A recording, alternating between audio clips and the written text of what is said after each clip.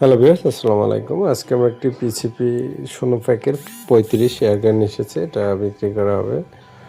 মডেলটা যদি দেখায়, ফ্রেশ কন্ডিশন রয়েছে, সাথে একটি স্কোপ রয়েছে ডিসকভারি ব্র্যান্ডের উন্নত মানের, এবং ম্যাগাজিন রয়েছে, তারপর হচ্ছে পাম্পার রয়েছে, স্কোপ রয়েছে।